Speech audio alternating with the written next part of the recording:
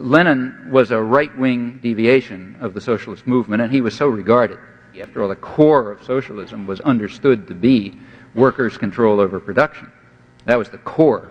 That's where you begin with. Then you go on to other things. But the beginning is control by the workers over production. When he took power, he reverted to the former vanguardism and moved at once to eliminate the organs of workers' control. Now that meant he was moving to destroy socialism, if socialism has as its core workers' control over production.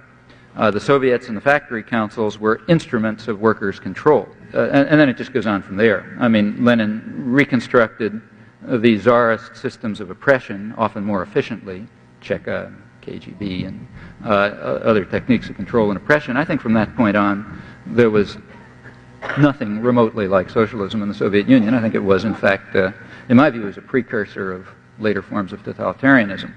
Well, after that comes the view that all of this is socialism.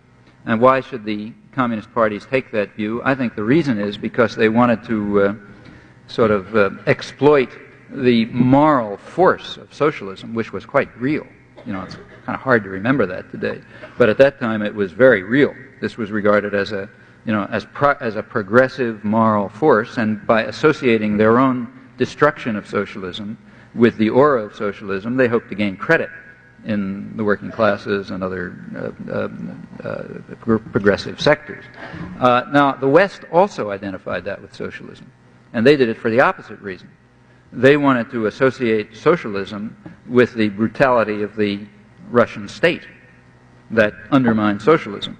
So what you had is that the two major world propaganda agencies, for their own and quite different reasons, were claiming that this is socialism, that this destruction of socialism is socialism. And it's very hard to break out of the control of the world's two major propaganda agencies when they agree. They agreed for different reasons, but they basically agreed, and that then became doctrine and dogma. Well, I think people should ask whether that's true. Take a look back and see whether the moves that Lenin took and that Trotsky supported him in taking and that they both advocated had anything to do with socialism as it was understood by, say, in the Marxist tradition or in the left libertarian tradition. And I think the answer that you'll discover when you look at that is that they didn't. In fact, this was a destruction of socialist institutions. Well, you know, this may be true or it may be false, but if it's true, and I think the evidence pretty strongly supports it, then I don't see any reason why we shouldn't express that fact.